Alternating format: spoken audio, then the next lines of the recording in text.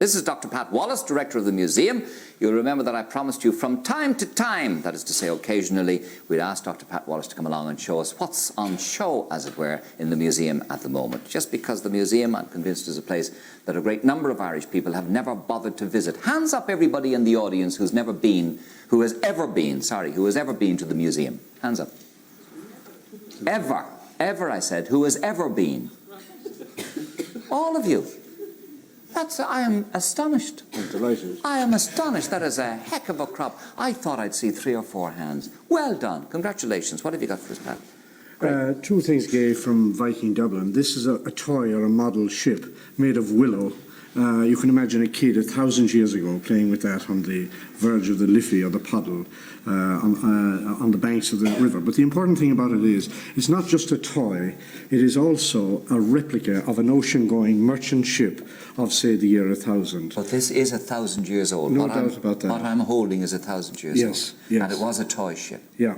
And the implications of it are what? That it's a copy, rather like, if I might use the expression, a dinky toy copies a Rolls-Royce or a Jaguar or whatever now. Well, similarly, a toy maker or a parent or a craftsman at that time replicated the mode of transport which he would have been looking at a full size on the shore of the river. How far down was that from? That's Winetavern Street, and that's fairly deep down. So underground, that would be about 12 feet under the road as you now have it. But then, of course, this was a shipbuilding centre at that time. It was, and we have no proof of that because a ship has been identified in Danish waters as having been made in Dublin at the year 1050 or thereabouts. This is the most important discovery last year in Denmark. And how do you date that? It was dated because they worked on the keel, this part here, the oak of that keel, the tree ring pattern only resembled that of the Irish Sea and most likely Dublin, the big port of the time. Dublin, I think we shouldn't forget that Dublin was the most important western town of the Norse in the Viking Age, and also, if I might say so, that we have the best preserved archaeological remains of any capital city north of the Alps, from Kerry to Russia. We underrate Dublin, I think, in its antiquity. But some little lad 1,000 years ago played with that. Somebody made that for him and he played with it. Yes. Dear, oh dear. What happened to your uncle here? Well, this fella didn't work so well. Maybe that's what happened to the little boy when he grew up. Actually, it isn't, because this was found at a lower level in our excavations. This is from Fishamble Street, part of Wood Quay. And as you can see there, the skull has been split with, sheared off with an axe, and there are 3 blows. Obviously, any one of those blows... See that? It's actually sheared off. Yeah.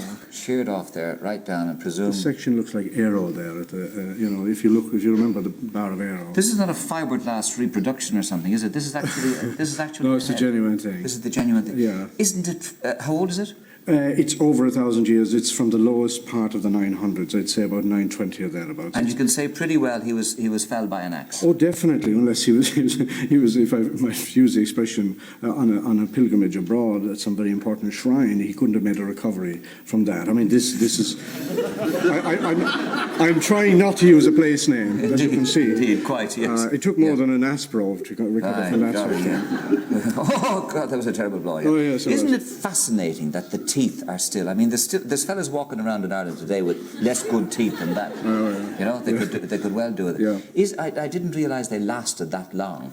Well, the enamel is very well preserved on the teeth there. You can see that tooth, there would have been pain there, because that tooth actually issues out through the top of the gum bone or whatever, the upper jaw. Well, they would have eaten a kind of a porridge that would have had grits in it from millstone. They hadn't got any dental floss around then, I suppose. Certainly not. Yes, the teeth are remarkably flat. They are, yes, yeah. Why is that? Because the diet was fairly balanced, I suppose, in a way, and it certainly would have been an absence of the sugars and that we use to excess perhaps in our time now. And there's no nicotine stains, obviously. No, indeed, they weren't smoking fags right enough.